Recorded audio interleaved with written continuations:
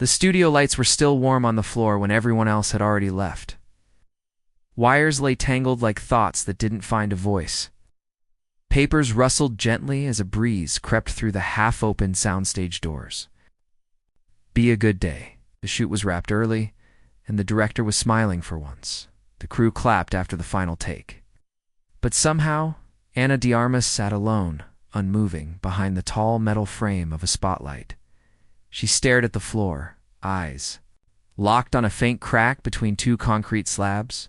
Her hands were clenched together in her lap, knuckles pale.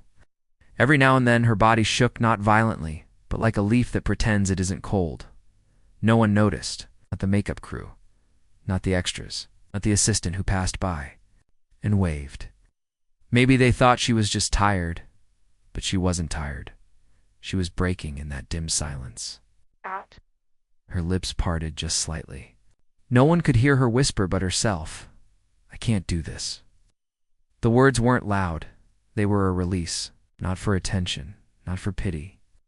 It was the truth finally breaking free after being held too long, behind polite smiles and perfect shots, and outside, walking down the hallway toward the exit, Keanu Reeves paused. He had just slipped his phone back into his jacket pocket when something made him stop. It wasn't a sound. Not really. More like a feeling. He turned slightly, glancing back toward the soundstage. Everyone else was gone. The lights were still. Ani turned around and walked back. Inside, Ana hadn't moved, not even when the large door creaked gently as Keanu pushed it open. He didn't say anything, saw her, sitting so small in a chair that usually disappeared into the background. She looked like she was fading into the shadows. He walked slowly, quietly, the way someone walks into a room that already hurts. Then, without a word, he sat down on the floor in front of her. Not beside, not across, just in front, where he could see her eyes. She looked up, and in that moment, her eyes weren't the same ones people saw on screen. They weren't playful or elegant or brave. They were afraid, tired. On the edge. I can't do this, she whispered again, this time louder. Her voice trembled. He looked at her gently, as if every second that passed without judgment was a safety net. Then we'll do it together, he said just 5 words, but something in them landed. It's like a hand reaching out in the dark, not to pull her up, but just to say, I'm here too. Her lips quivered. She turned her face away, wiping a tear quickly with the edge of her sleeve. She didn't want him to see her cry, not him, not the one who always seemed so calm. So balanced, they keep expecting more, she said. And every time I give more, it still feels like it's not enough. I don't know what they want anymore. Keanu nodded slowly. Maybe it's not about them, he said. It's about you. What do you want? She hesitated. The question was too large. Like someone asking her to define the sky. I don't know, she admitted. I just don't want to feel like this anymore. Like what? Like I'm pretending. Every smile, every laugh, sometimes even every word. It's like I'm performing, even when the cameras are off. There was a pause, then Keanu leaned back, resting against a crate beside the camera rig. He looked up at the studio lights still, shining above them. You know, he said, when I was younger, I used to think silence was empty. Now, I think it's where the truth lives. Ana looked at him. What does that mean? It means maybe this moment right now with no crew, no fans, no pressure, is the first real one you've had all week, and you didn't pretend in it. She let that sink in. It was quiet again, a soft hum from the ceiling lights, the sound of her own breathing slowing down, and Keanu not trying to fix her pain, not giving advice, just being there. You want to leave? He asked finally. She shook her head. No, I just want to feel okay again? He nodded. Then we stay, he said. And they did. For a long time, no one moved. He stayed sitting on the floor. She stayed in her chair. And the lights continued to hum above them like a lullaby for the broken. In that silence, healing didn't begin with big answers or brave declarations. It began with not being alone. Keanu looked at her again. Tomorrow's scene is tough, he said. She gave a weak smile. I know. But we'll do it together. She nodded slowly. Then, for the first time in hours, she closed her eyes and let herself rest not in sleep, but in stillness, safe, understood, not judged. And beside her, Keanu remained like a lighthouse that didn't shine too bright, but just enough to say, "You're not lost. Not tonight." The next morning arrived with a soft gray sky, the kind that doesn't shout or shine. It just waits. The studio was quiet when Anna walked in, holding a paper cup of tea in both hands. She wore a hoodie over her head, trying to feel small and visible. Unbaru. But inside, her heart was louder than the silence around her. Keanu was already there. Not on set, not in the makeup trailer, but sitting on the edge of the rehearsal stage, quietly reading the script again. He looked up as she entered. No words, just a calm smile and a gentle nod. He had saved a seat beside him. She sat down. They didn't talk about the night before? They didn't need to. The rehearsal scene they had to practice today was a tough one. It's emotionally heavy. Kana's character had to break down in front of Keanu's character, confessing a lifetime of pain. The director said it had to feel real. It had to tear something open. But Anna didn't know she would be tearing herself open again as a rehearsal started. The crew stood around with scripts and headsets. The director leaned against a monitor, eyes sharp, watching every breath. The stage was quiet. Anna took her place. Keanu stood just a few feet away, waiting for her first line. "I trusted you," she began, her voice soft. "And you left," she said, a little louder now. Like she was searching for her own anger, the script told her to cry, to let go, to fall apart in the middle of her monologue. But she didn't need to act that part. The tears came before she reached the next line, not because of the words, but because something in her cracked again, something real, something deeper than acting. Her hands began to tremble. She took a breath, but her chest tightened. Her mouth opened. But no words came. "Cut," the director called. But Anna didn't hear him. Her mind was already somewhere else. She turned away, covering her face with both hands. Then she whispered again, but this time it wasn't part of the scene. "I can't." Keanu stepped forward without hesitation. He didn't wait for permission. He walked right up to her, gently placing a hand on her shoulder. "It's okay," he said softly. "You're okay." The crew stood frozen. Some looked awkward, some whispered. One assistant quietly lowered her headset mic. "I need a break," Anna said, backing away from the spotlight, her voice shaking. The director sighed and waved his hand. 10 minutes. Everyone take 10. Anna walked off set quickly, holding back her tears until she was out of sight. She found the hallway behind the makeup room where the lights were dim and no one would find her easily. She leaned against the wall and slid down until she was sitting on the cold floor. It wasn't just the scene. It was the weight of everything, the pressure, the expectations, the fear that one day they'd all realize she wasn't strong enough, wasn't real enough, wasn't enough, period. Then she heard footsteps. Soft ones. Keanu sat down beside her. Again, not talking, just being there. After a few moments, he spoke. "You weren't supposed to do it alone." She looked at him. "I thought I had to. I thought if I showed weakness, they'd replace me." He shook his head slowly. "Showing pain doesn't make you weak, makes you honest. That's what makes people care." She looked down. "I feel like a mess." "Good," he said, surprising her. "What? Because mess means you're not? Faking it, it means you're human." Her eyes began to fill again, but this time not with shame. Something softer. Something like permission. "You know," Keanu said gently, "a long time ago I had a scene like that. It hit too close. I froze. I left the set. I sat in my car and stared at the steering wheel for 40 minutes. "What did you do after?" "That?" she asked quietly. "I walked back in," he said, "but not alone. Someone waited for me outside. Someone who just said, 'I'm here when you're ready.'"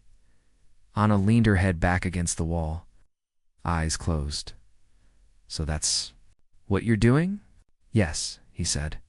"I'm here when you're ready, not when they're ready." There was a long silence. Then Anna opened her eyes.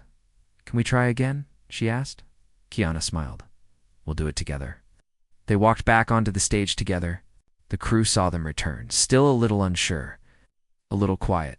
The director stepped forward, about to give instructions again. But Keanu raised a calm hand. "No direction this time," he said. "Just let us try." The director hesitated, then nodded. The camera started rolling.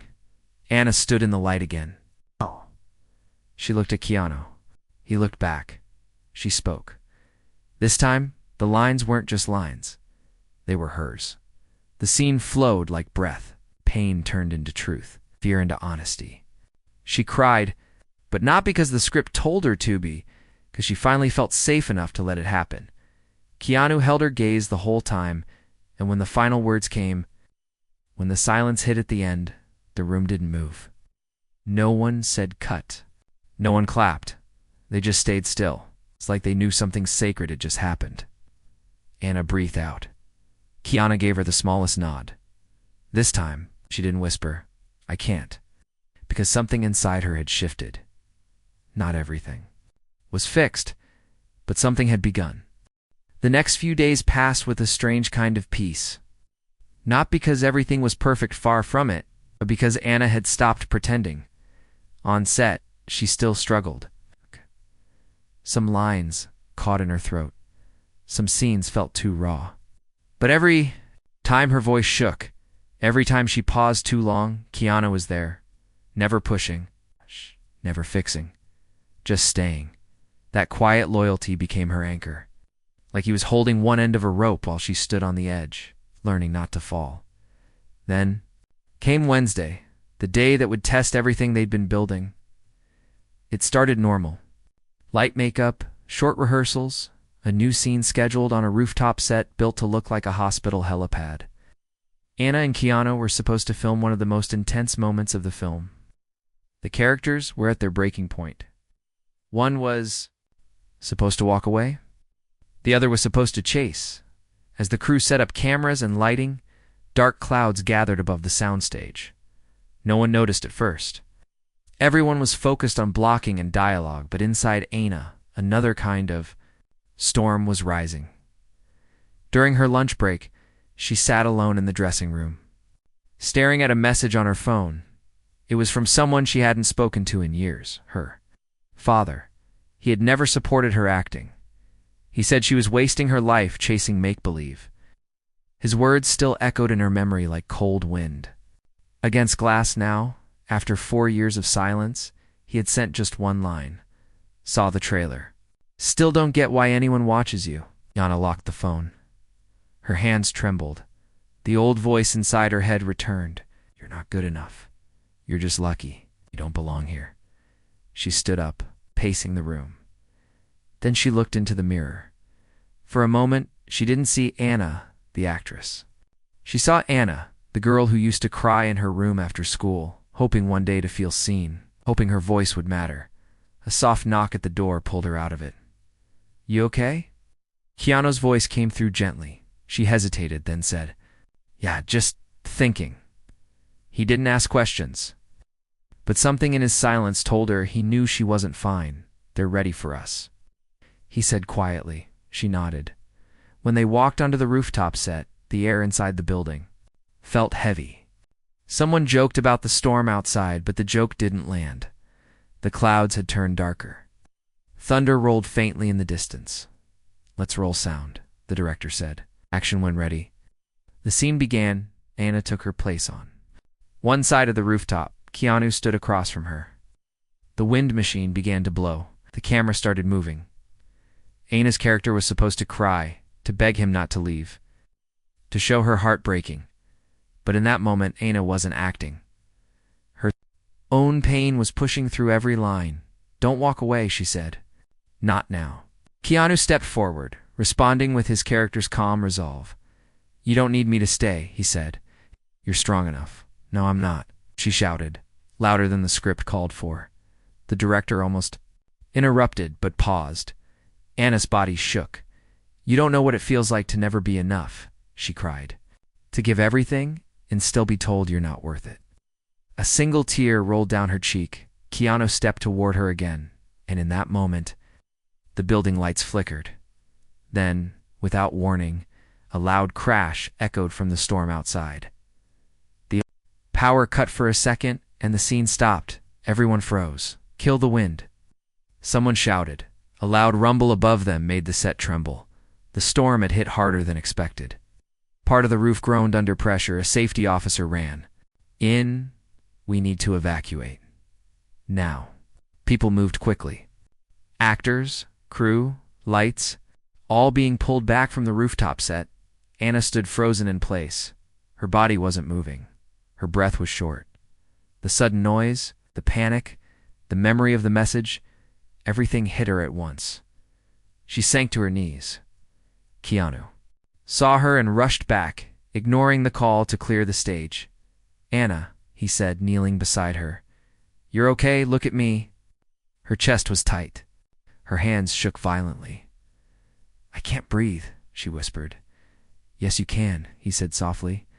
"Breathe with me." He placed her hand on his chest. "Feel this. That's my breath. Match it in and out, just like that, round them." People cleared the set, but Keanu stayed, and slowly, Keanu's breath began to return. Not perfectly, but enough. After a few minutes, they were the only ones left. Keanu helped her up. "I'm sorry," she said. "Don't be," he said. "You didn't break. You just bent." She gave a small laugh through her tears. "I don't want to be scared anymore." "Then don't be," he replied gently. "Not alone. Not with me here." They walked out of the soundstage together. Stepping into the stillness after the storm, outside, the clouds had already started to drift, and in that quiet space between thunder and sunshine, Anna looked at Keanu. "Thank you," she said. He smiled. "We'll do it together." The next day, the sun came back, soft, calm, and gentle like an apology after a long night. Anna sat on the studio steps early in the morning, before anyone else arrived. She wore the same hoodie from yesterday, the sleeves stretched from how tightly. She had gripped them during the storm. But today her hands were still. The memory of Keanu's words stayed with her, like a quiet heartbeat. "Not alone. Not with me here." Her phone buzzed gently in her pocket. She looked down, a new message. From the same number, her father again. This time, the message said, "Watch the scene. You made me feel something. It's rare." She stared at the screen, then blinked. And read it again. For the first time in years, a message from him didn't feel like a knife. It didn't undo her. It didn't shatter anything. It confused her, but not in a bad way, just in a way that made her heart feel like it was standing at the edge of something new. She didn't reply, not yet. Instead, she stood up and walked toward the soundstage. Today's scene was easier, smaller. It was just her and Keanu in a quiet kitchen, two characters sharing silence after pain. When she entered, Keanu was already at the table on set, reading a book. Not a script, just something old and worn, with folded corners and a ripped spine. "Morning," she said. "Morning," he replied, closing the book and smiling gently. She sat down across from him. The fake kitchen lights above them, soft and golden. "Can I ask something?" she said. He nodded. "Have you ever forgiven someone who never said sorry?" He looked at her for a long moment, then said, "Yes." "Was it hard?" "Yes," he repeated. "Then why did you do it?"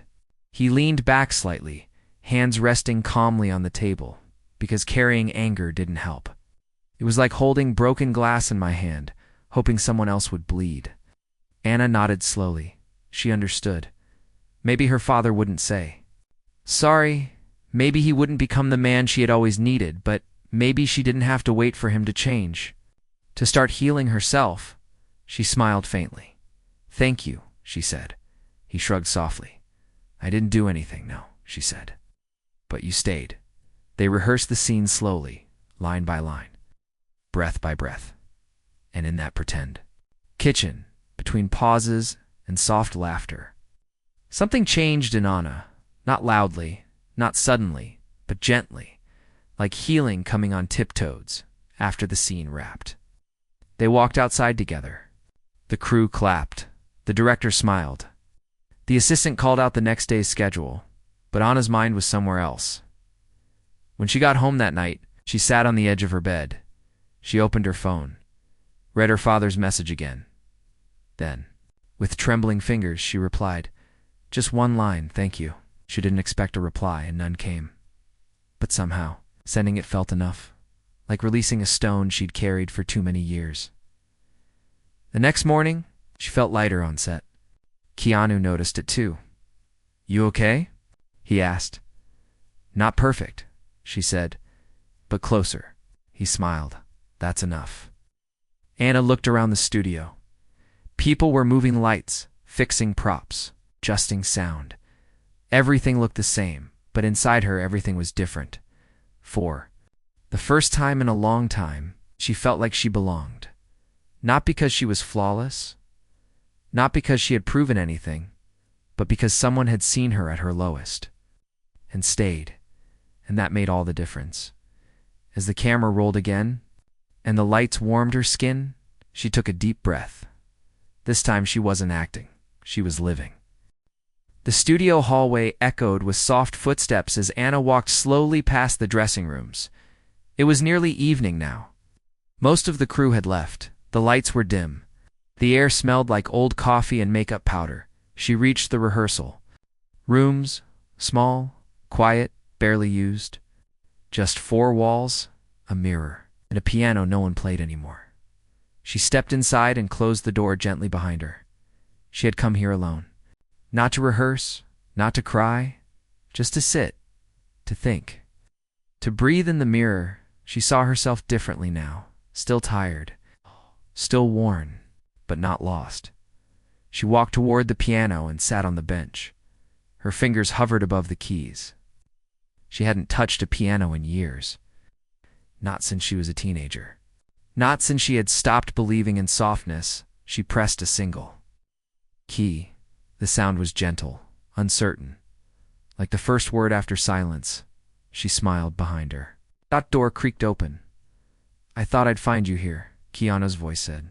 She didn't turn around. Just kept playing a second note. Then a third. He walked in slowly and leaned against the wall. "I didn't know you played. I forgot I did," she said. "Till now." He listened, patiently, respectfully, like the sound mattered. After a few moments, she stopped playing. "Keanu, can I tell you something?" He nodded. "Last year, I almost quit." His eyes softened. "The pressure got too loud," she said. "The noise outside, and the noise inside. I couldn't hear myself anymore." He walked over and sat beside her on the piano bench. "What stopped you?" "A fan letter," she said quietly. "From a little girl," she said she watched. "Movie of mine after her mother died?" It said it made her smile for the first time in weeks. She paused. "I kept that letter in my wallet. It reminded me that even if I was hurting, I was still helping someone." Keanu looked at her gently. "And now?" "Now. I don't want to quit anymore," she whispered, "'cause I'm starting to feel again. Really feel, not pretend. And I don't want to waste that," he smiled. "That quiet kind of smile that doesn't push or pull. Just supports." "Then don't quit," he said. "Keep feeling." She nodded.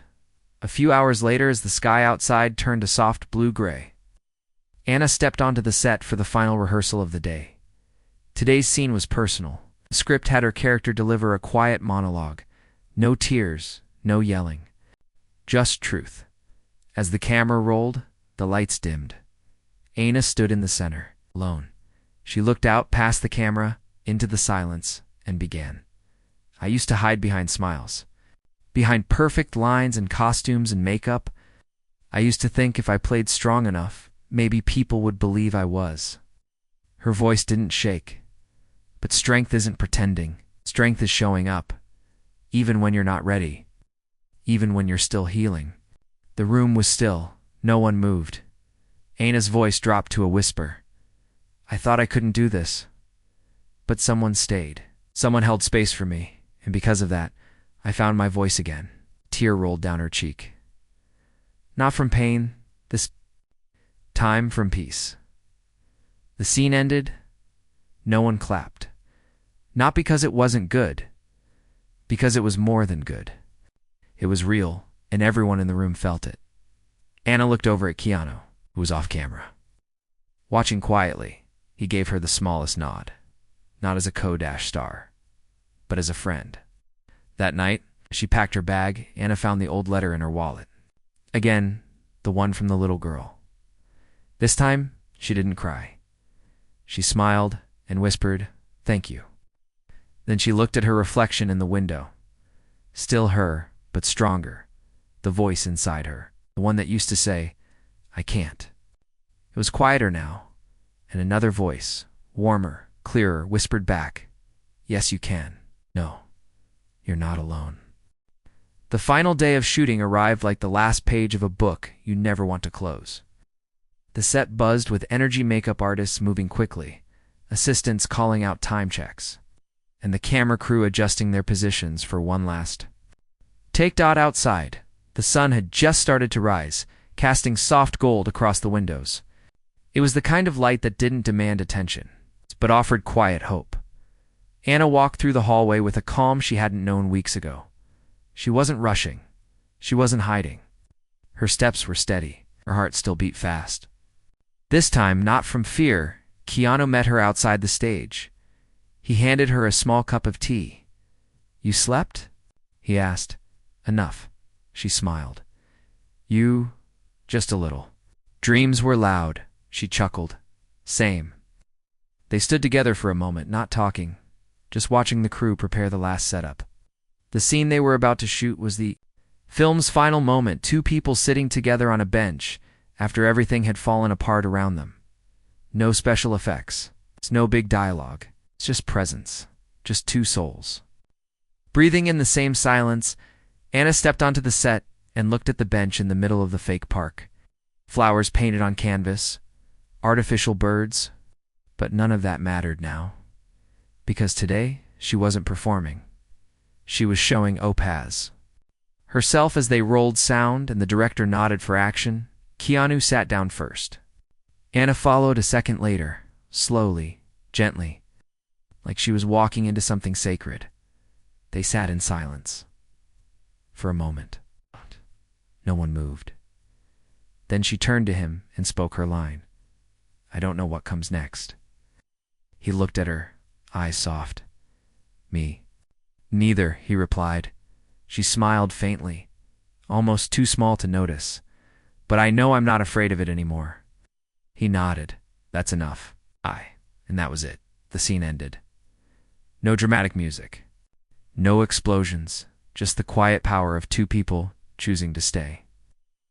The director stood frozen for a moment, then whispered "cut," and the room broke into soft applause. Not loud, not forced, but real. Anna exhaled slowly, and something in her heart let go. She turned to Keanu, still sitting beside her, still calm. "We did it," she whispered, double quotes. "Yes," he said. "Together." After they wrapped, Anna walked alone to the back of the studio where her things were packed. The dressing room was half empty now. A few leftover scripts, a water bottle, a jacket. But there was one thing sitting on the table that hadn't been there before, a small envelope, no name on the front. She opened it slowly. Inside was a note. Handwritten, "You reminded me that being human isn't about perfection. It's about honesty. Thank you for not giving up. The world needs more of you." It wasn't signed, but she knew who had written it. She smiled, folded the note carefully, placed it in her bag beside the old fan letter. Outside the studio, the crew was gathering for goodbye photos. Everyone laughing, posing, arms around each other. Keanu stood beside the coffee table, holding 2 paper cups. "One more tea for the road?" he asked. She nodded. They clinked cups like old friends. "You?" "No," she said. "I never told you what those first words meant to me." "Which ones?" "When I whispered, 'I can't do this,' and you said, 'Then we'll do it together.'"